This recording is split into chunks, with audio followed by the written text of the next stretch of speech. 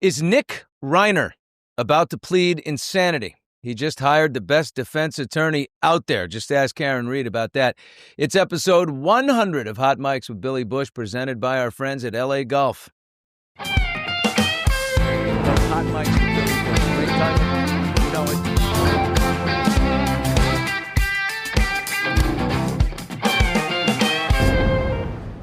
Hey guys, welcome to Hot Mics. It is episode 100. Thanks for listening on TuneIn and YouTube. Nick Reiner has somehow retained defense attorney Alan Jaxson to defend him against likely charges of murder and the deaths of his parents, Rob and Michelle Reiner. Alan appeared in court alone on Tuesday morning. Nick has not been medically cleared to attend the court appearance himself. Every inmate has to go through a medical physical before they can face the judge and receive charges. But the paparazzi were all over Alan Jaxson outside of court. He said that Nick remains in Men's County Jail, MCJ, for now. Alan says they'll respond to the sheriff's next moves. Right now, it's just day to day, moment to moment. What we do know is, Nick attended Conan O'Brien's Christmas party Saturday night with his parents, Michelle and Rob. He was wearing a hoodie. Reports are that he was acting weird, apparently accosting celebrities outside. This report just a little while ago, Nick reportedly stormed off in a huff after a tiff with Bill Hader of SNL and Barry at Conan's Christmas party. Bill was having a private conversation, and Nick tried to interrupt it. And he was like, hey, this is a private conversation. And then, he just sort of stared at Bill for a little while and then walked away. Rob and Nick, definitely, you've heard the reports, they had their argument at Conan's holiday party, that it was loud, and that Rob had been telling people, friends, that they were scared for Nick and scared for his mental state, that it was deteriorating. At 4 o'clock in the morning on Sunday, this is when Nick checked into a Santa Monica hotel and left a trail of blood behind. That's according to TMZ. Reports also include, over the last few weeks, Nick had been acting out of sorts, off his meds maybe one report suggesting he's back on drugs. Michelle, his mother, distraught as can be. The Reiners were at wit's end. They wanted him back in rehab. Nick reportedly threatened his sister, Romy. The Reiners were going to call the police, but they ended up not doing that. Something tells me that maybe Nick was not invited to Conan O'Brien's party, maybe followed his parents, and then it became a thing. The million-dollar question is, how did Nick Reiner line up with Alan Jaxson as his defense attorney? Is it a friend of the Reiners that put in the request? The siblings, maybe? The siblings, oddly enough, Romy and Jake, who love their parents. They also love their brother and maybe know how sick he is. Do they want him in a secure mental facility, instead of a level 4 maximum security prison here in California? Thing is, California is, it's a death penalty state. But it hasn't been done in a long time. Governor Newsom in 2019 put a moratorium on all executions. So San Quentin, for example, still has death row, but they don't use it. A jury could sentence Nick to death. He likely wouldn't go. But, the irony here for me is that Rob Reiner was one of the most outspoken liberals that we know, very progressive in his politics. It's like, I would think posthumously that he would want Nick not to go to level 4 prison, maximum security, but he would want him in a facility. And what would happen, is the judge could sentence Nick to a state psychiatric hospital long term and not go to jail. And something tells me that's what the Reiners would actually want. That tells me what's on the plate of Alan Jaxson. Can he get that done? I don't know why I believe this, but I think yes. Anyway, So much to do here. It's our 100th episode. We got a very special guest coming up here in just a second. I'm super excited. I'm a big football fan. This is my team, and he's my guy. Now, we got a long way to go, but he's my team, and he's my guy. Jaxson Dart just around the corner. Hot Mike's brought to you today by PrizePicks. It's the best place to win cash while watching sports. The app is a breeze. All you got to do is pick more or less on a few players' statistics. You can win up to 2,000 times your cash on a single lineup, so you can play PrizePicks in over 40 states, including California and Texas. And right now, PrizePicks will give you $50 when you play your first $5 lineup. Just use promo code HOTMIKES and download the PrizePicks app. Big football games as we go into the holidays, so now is the time. By the way, I've made some money with Jaxson Dart on PrizePicks. We're joined today by a very special guest, the quarterback of my home team, the New York Giants. Jaxson Dart is with us. Dart, where are you, buddy? Is that a little Giant studio you're in? Are you at home or are you at the facility? Yeah, first of all, just thanks, Billy, for taking the time. I'm currently at the Giants facility right now. Awesome. What's going on? What does it look like? On a midweek day like today. Yeah, Tuesdays, a good day for us to come in. Have corrections. New install meetings for the upcoming game. And then, really early on in the week, you're trying to take care of your body and fix anything that you have a little banged up from the previous game and, just try to get as healthy as you can. Awesome. Jaxson, how do you like in New York City? I grew up in New York and, my mom, I drove her crazy. She was worried about me every day. There's a lot of trouble you can get into New York. It's the greatest city in the world. Do you live in Jersey? Do you live in the city? Are you like a Tribeca guy or Hackensack? Where do you roll? Yeah, I'm in Jersey. I feel like Jersey is the perfect spot for me to get, in and out from where I live and then get to the facility, but also have the access to the city. I've loved it here so far. Obviously, you want some things, flipped a little bit in the win-loss category, but, from just the standpoint of the organization overall and, just being here, being a part of, everything that New York and New Jersey has an offer. It's been a blessing, and I've really enjoyed it and excited for the future. Jaxson Dart, you come from a great family. You got great parents, Brandon and Kara. What kind of you're a 23-year-old kid living in New York City with an enormous amount of responsibility on your shoulders. What do you got for guardrails? Do you have other than a close-knit relationship? How do you keep yourself focused on football and not running around in fur coats, at nightclubs in New York? Well, I'm not 23 yet. Yeah, I'm still 22. So I'm still getting the lay of land of everything. But, luckily for me, I just have a great circle around me. My family's super tight knit. My circle's tight. And I just, I'm mostly just at the facility working. So, honestly, the most important thing to me is football. And, I'm just trying to do whatever I can to help this team, this organization get to where, we all want it to be. And, that's definitely my priority. But, most of my activities go to spending time and finding new restaurants throughout. Yeah, what's your favorite in New York? Have you been down? New York's loaded with them. There's a lot. I would say some of my favorites right now. I mean, Fort Charles is definitely up there.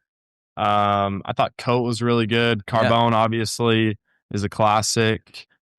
Corner Store, just to name a few. But you really can't go wrong. Another one that I love in Jersey is Blue on the Hudson. So, I feel like this is the capital for really good food.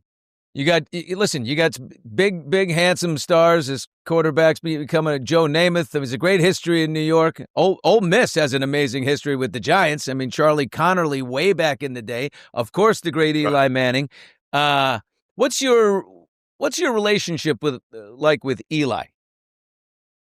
Yeah, it's been great. We obviously have the Ole Miss ties, so we've been able to get to know each other for some years now, and just his family overall. I mean, I communicate with obviously Eli a lot, but his dad Archie, and they've just been great assets to have in my corner anytime I need advice or just to lean on. You can text with Eli and keep up with him, ask him. He seems to be not only was he a great quarterback for the Giants, but a statesman. He's become a diplomat for the organization. You know what I mean? Oh, 100%. Yeah. And, Eli, he comes by here and there, which is good to see him, still around the facilities and whatnot, but he's definitely hard to keep up with. He's got a lot going on. Is there a misconception about you? One thing I sort of read was, you think some of the cool outfits you wear when you arrive to a game, that this guy's got flair, he's got a lot of fire, and then you read things like he's actually kind of a shy sort of kid. How would you look at this outfit? This says, I'm going to a giant art gallery opening somewhere, and it's on tonight. Yeah, I don't know. I mean, for me, I'm definitely a people person. I like my people.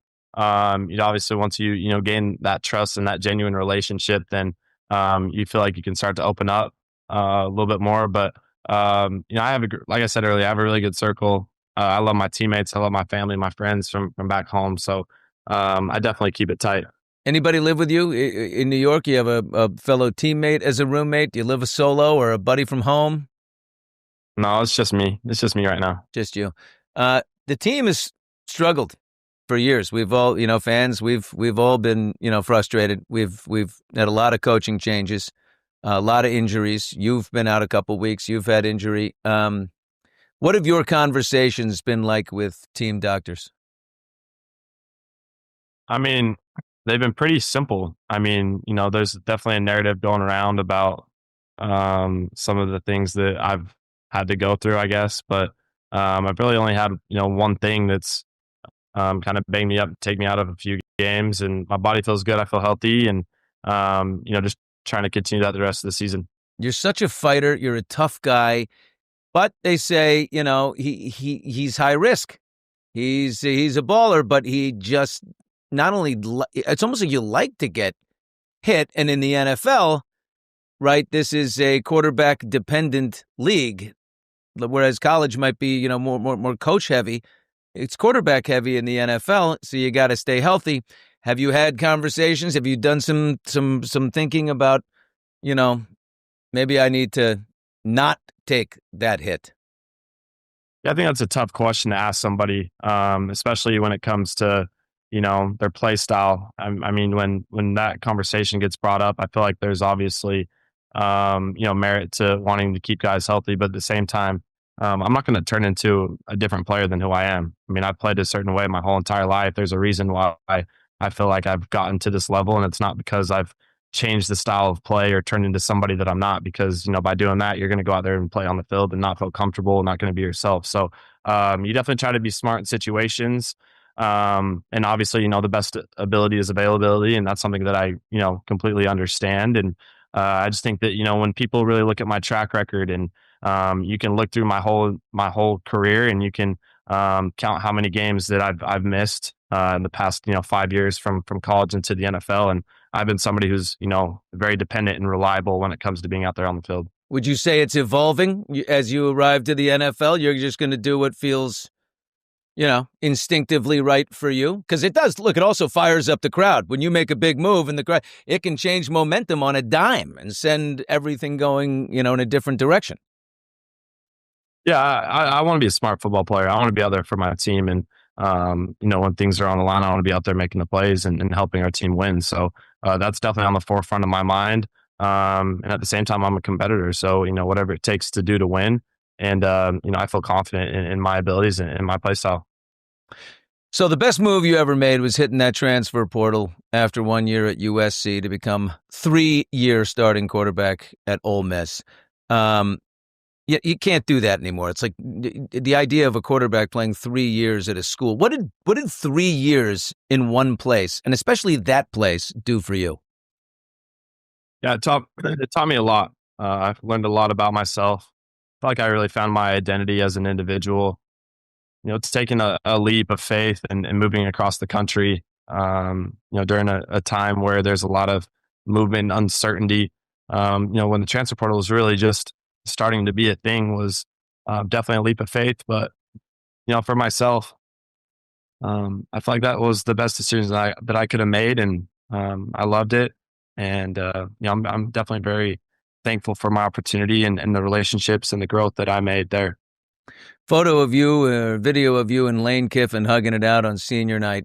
After this record season with the Ole Miss Rebels, were you surprised, disappointed, stunned that he signed with LSU and left, or is it just a fact of life in college football today? What were your thoughts having been nurtured by him. He's hugging you like a son. Yeah, Coach Kiff and I have a very unique and special relationship from my 3 years being there, and it goes far beyond just the football field. Me and him, went through a lot of things, and we're able to go through it together, personally, and I felt like we both made a ton of growth during my time there. So definitely have that tight knit relationship. It was really hard to see him leave. I love Ole Miss. I would do anything for Ole Miss, and I think that I definitely wanted to see him stay. At the same time, I'm going to support him and in his decision, because he was the guy and the coach that I gave my trust to for my 3 years, and I thought he just did an amazing job. So he's going to have success wherever he goes. But at the same time, I know Ole Miss will be successful. With what they have in-house, with Coach Golding stepping to the helm, and the whole athletic department, starting with Keith Carter, they do an amazing job. So there's a ton of support there.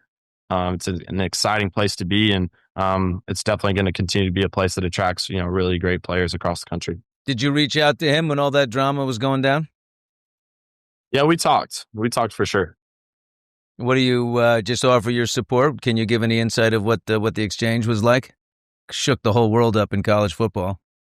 Yeah, definitely did. I think that it was just a really hard time for him, with all that was at stake, with this playoff run and him wanting to be there with the team. And, it's just kind of a crappy schedule for, how things are made to play out. So those were hard conversations.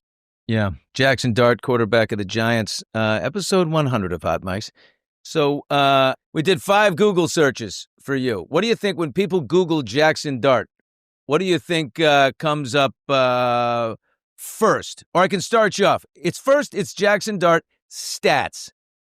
What do you think 2, 3, and 4, 5 are? Something with football, being for the New York Giants, I would say. 1 is stats, 4 and 5 are jersey. 2 and 3 are mom.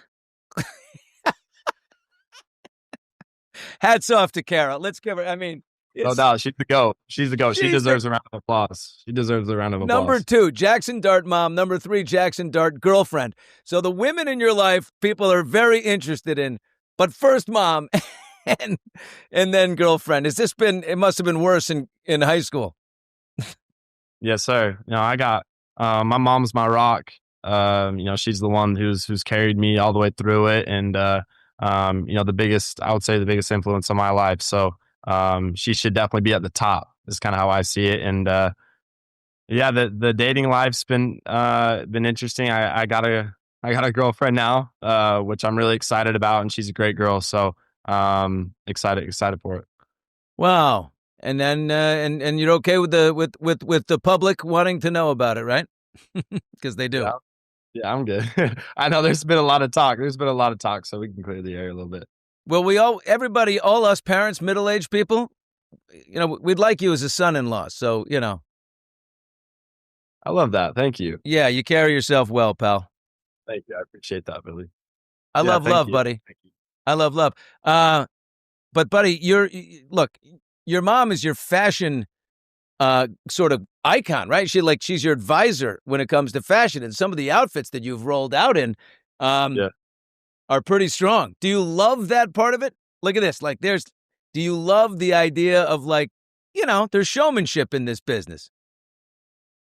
Yeah, absolutely. I think it's, I don't have a stylist. I don't have anybody who really I've hired or seek for advice from. It goes through my mom, and that's just a fun relationship that me and her have, and she loves to be a part of it each and every week. And it's really unique for our relationship, and it's something that gets her really excited and gets me excited. So it's cool to put pieces together with her that we find that are right for each week. All right, well, take care of my boy Cam Scadaboo. Get everybody, let's get healthy. Let's get Malik back. We're going to finish out this year, and then I think next year is the year. We've got the talent, don't we? We do. Absolutely. Yep. And we're going to finish these next 3 weeks out the right way too. That's right. Jaxson Dart, episode 100 of Hot Mics. Love you, pal. You're a great guy. Appreciate you, Billy. Thanks for taking the time. What a good kid. By the way, he was being coy, but his girlfriend that he kind of referred to? 22-year-old Marissa Ayers. She's a model and a ring girl for Most Valuable Promotions. I saw this TikTok with her. She was celebrating sort of a day in her life, wearing a Giants t-shirt draped down to her knees on TikTok. Well, she's going to get more followers now that she's dating Jaxson Dart. Anyway, good kid. It is Hot Mike's 100th episode. It's awesome. We launched mid-January, a week after the Los Angeles fires. It was we planned to roll out with a lot of fanfare, and we ended up reacting to fires that claimed so many houses and so much property here in Los Angeles, the biggest, most devastating natural disaster in the city's history. Well, maybe the earthquake, who knows, but close. Anyway, it changed everything, and what we set out on was a journey that would adapt to whatever was happening in our environment, right? A show truly about the zeitgeist. And part of the reason we have gotten to where we are is because of our great sponsors. I told you about LAGOLF. We've told you about Game Day Men's Health. Venbrook Insurance has been an amazing partner of ours. So Steve and I, my producer Steve, got out on the town once again to witness another LA fire recovery story, thanks to our sponsor, Venbrook, and its Forward LA initiative that helps local communities and residents hit hard by the Los Angeles fires. And this time we went to Altadena. We often talk about the Palisades, right? But Altadena was also hit incredibly hard. People are still struggling to recover there. There's a wonderful business called Fair Oaks Burger. Its owners, Janet and Christy Lee, became sort of a warm, helpful destination for local firefighters and police and all types of residents to take refuge and get support. Take a look. Fair Oaks Burger, by the way, is also a drive-thru. I wonder if they'll accept a walk-through. Hello? Hello? Yeah, how you doing? Can I have a burger? Okay, what kind of burger? I think I'd like a cheeseburger. Just a regular cheese. You don't mind that I'm not in my car? You don't mind that I'm not in my car? Hold on, let me pull up. How you doing, guy? Are the Lee sisters here? Soon, huh? We're about to get started. Ooh, chased by fans. No, I don't have any. How you doing? That's not true. Janet. Janet and Christy. Oh my God, you guys. Wow. You know what immediately I'm thinking of? Mm. All the pictures of the people lined up outside this store back in January, February. I mean, and just this woman over here I was talking to, one of your customers, said, you guys, pillar of the community. The two of you stepped up totally for everybody. Who were those people lined up outside?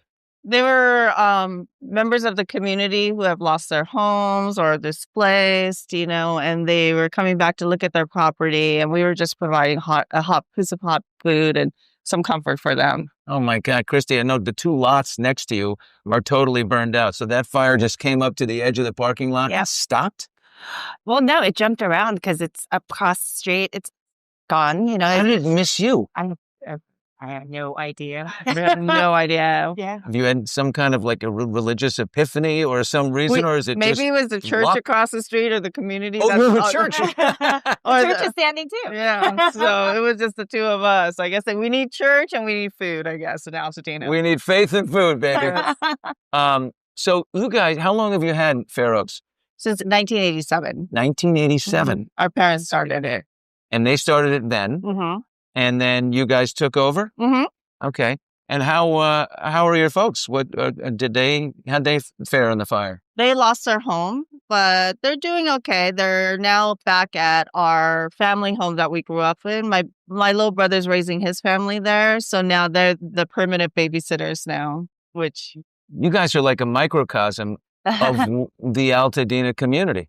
There's so many strong families here. The community's really tight.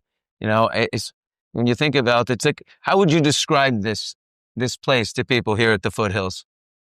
It's even though it's a city, it's such a small town feel where everybody kind of knows each other, looks out for each other, take care of each other. And even though it's Los Angeles, it still feels like a small little hometown. I think especially after the fires, everyone has gotten closer and everyone is all together, basically. How you describe this community? Resilient, right? Tight-knit, Mm-hmm. hardworking. Yeah, Mhm. and strong. Strong. And yeah, there people here. It's amazing how creative and strong they are just to stay in their homes. Like our neighbor, she's actually recycling a home. She's bought a home from the 1800s, and they're moving it over here because it's the easiest way she can do it, and it's for her to get back into the house, and it's an affordable way to do it. Ship in the home. Yeah, from Lincoln And Heights. it's historical too. So Isn't that unbelievable? Wow, that's one way to do it. Mhm. Skip around. Oh, they've got to get the permits and stuff. I Yeah. understand. But how has business been affected since the fire?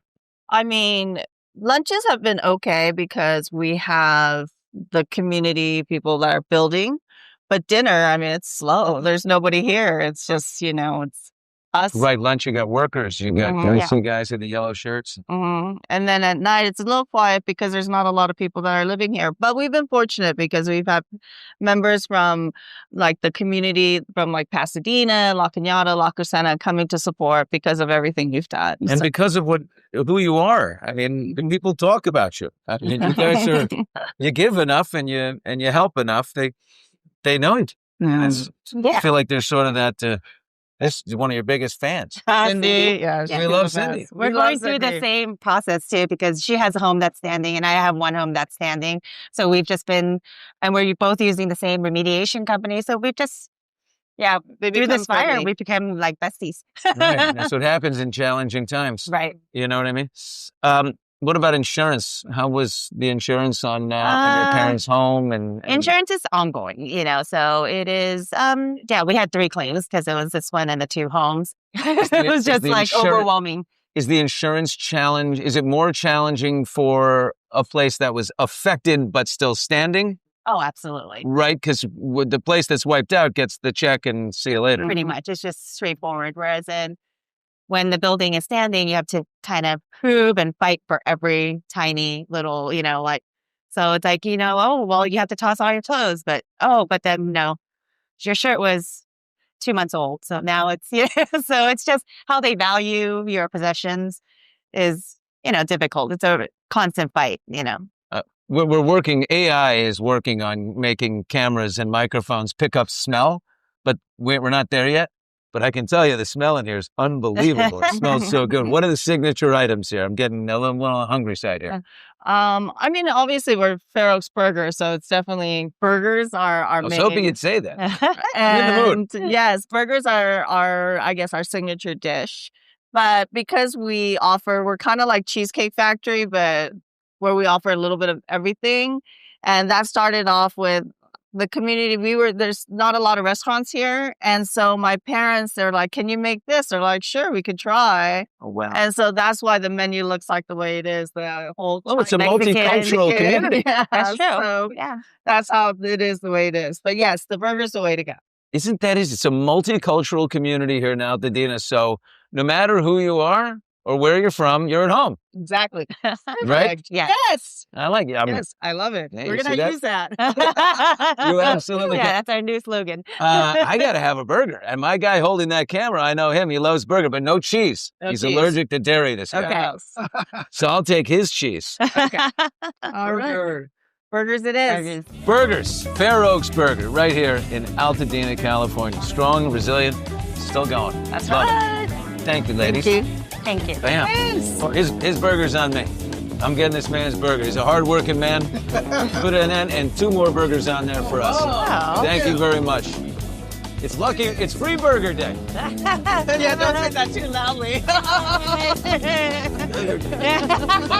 but only for him. Only for him. And he's getting a beef full. Thank you. Awesome.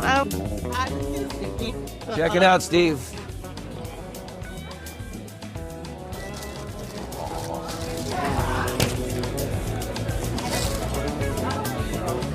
Yeah. Uh-huh. Let me try this one now.